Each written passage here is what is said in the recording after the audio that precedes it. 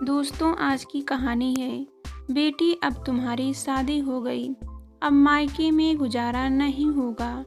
कहानी पसंद आए तो वीडियो को लाइक एवं सब्सक्राइब जरूर करना।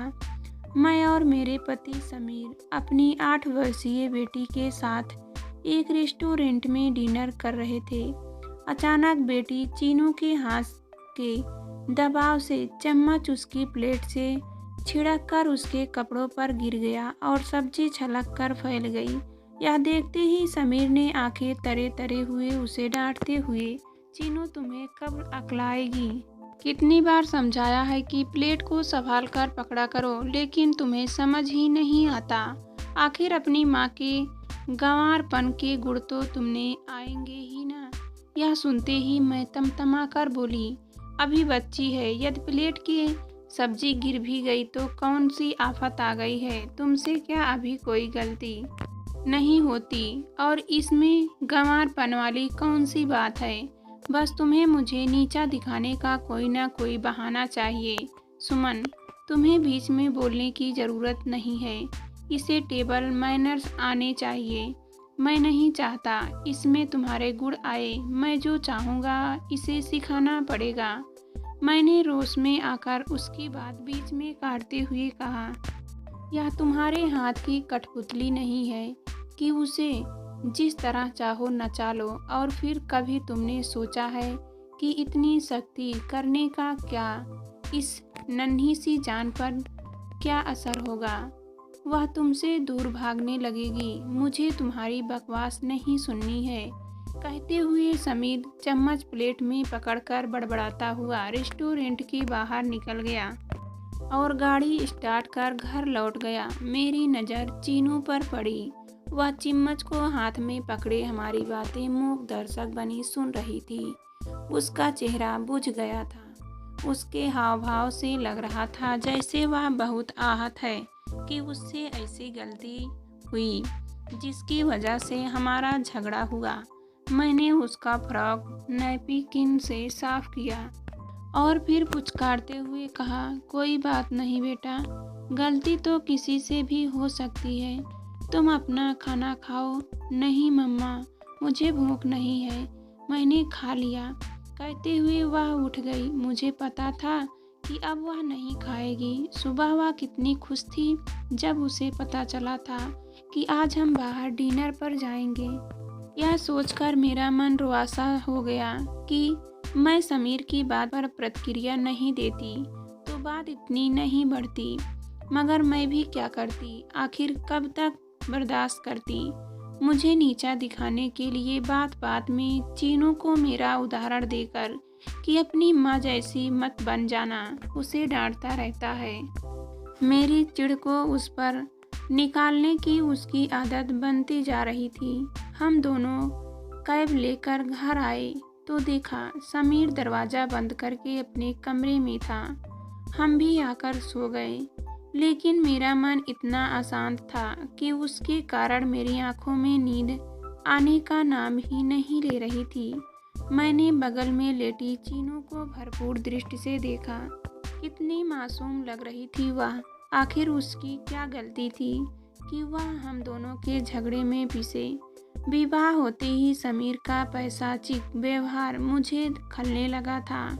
मुझे हैरानी होती थी यह देखकर कि विवाह के पहले प्रेमी समीर के व्यवहार में पति बनते ही कितना अंतर आ गया। वह मेरे हर काम में मीन मेख निकालकर यह जताना ही नहीं चूकता कि मैं छोटे शहर में पली हूँ। यहाँ तक कि वह किसी और की उपस्थिति का भी ध्यान नहीं रखता था। इससे पहले कि मैं समीर को अच्छी तरह समझूं, चीनू मेरे गर्भ में आ गई। उसके बाद तो मेरा पूरा ध्यान ही आने वाले बच्चे की अगवानी की तैयारी में लग गया था। मैंने सोचा कि बच्चा होने के बाद शायद उसका व्यवहार बदल जाएगा। मैं उसके पालन पोषण में इतनी व्यस्त हो गई कि अपने मान अपमान पर ध्यान देने का मुझे वक्त ही नहीं मिला। वैसे चीनू की भौतिक सुख सुविधा में वह कभी कोई कमी नहीं छोड़ता था।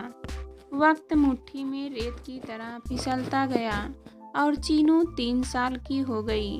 इन सालों में मेरे प्रति समीर के व्यवहार में रत्ती भर परिवर्तन नहीं आया। खुद तो चीनू के लिए सुविधाओं को उपलब्ध कराकर ही अपने कर्तव्यों की इत स्त्री समझता था, लेकिन उसके पालन पोषण में मेरी कमी निकालकर वह मुझे नीचा दिखाने का कोई मौका नहीं छोड़ता था।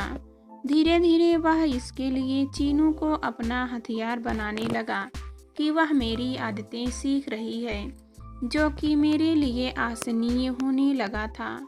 इस प्रकार का वाद विवाद रोज का ही हिस्सा बन गया था और बढ़ता ही जा रहा था। मैं नहीं चाहती थी कि वह हमारे झगड़े के दलदल में चीनू को भी घसीटे। चीनू तो सहमी हुई मूक दर्शक बनी रहती थी और आज तो हद हो गई थी।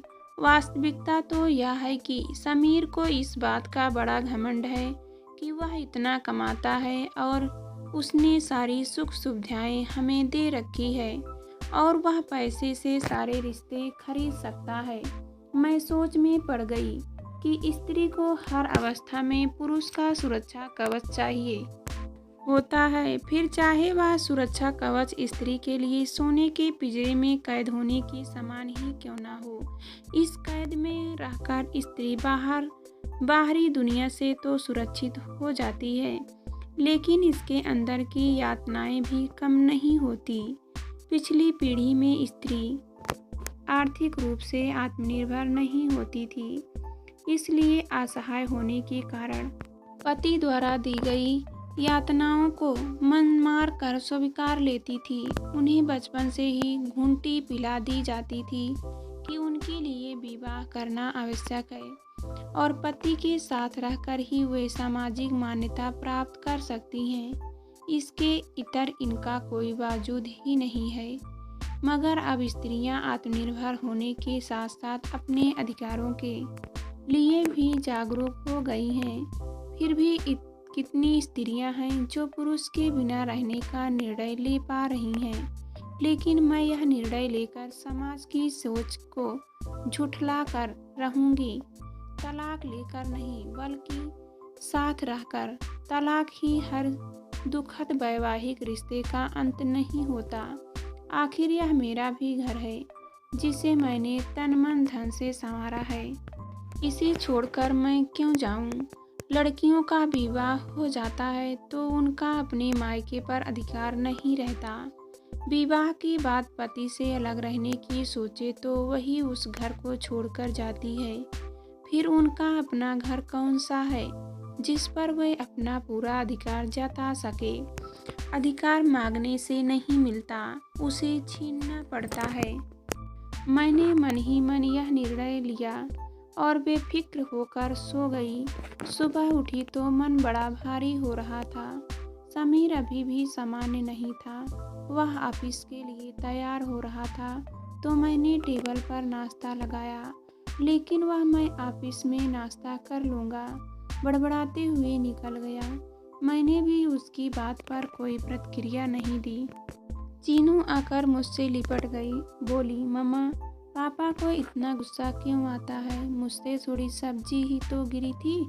आपको याद है, उनसे भी चाय का कप लुढ़क गया था और आपने उससे कहा था कि कोई बात नहीं, ऐसा हो जाता है।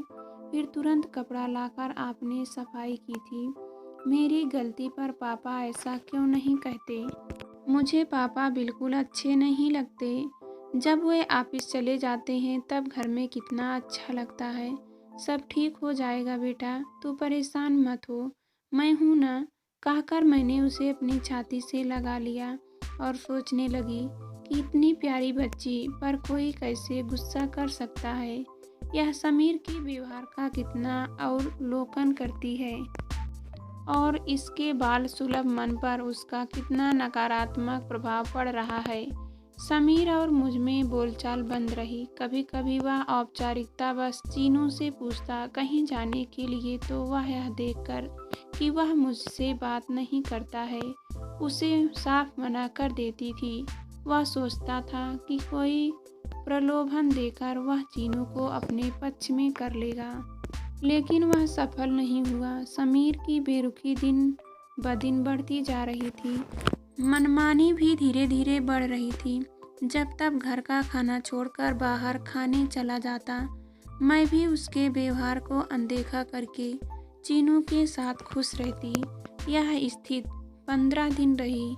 एक दिन मैं चीनू के साथ कहीं से लौटी तो देखा समीर ऑफिस से अप्रत्याशित जल्दी लौटकर घर में बैठा था। मुझे देखते ही गुस्से में बोला, क्या बात है, आजकल कहाँ जाती हो? बताने की भी ज़रूरत नहीं समझी जाती।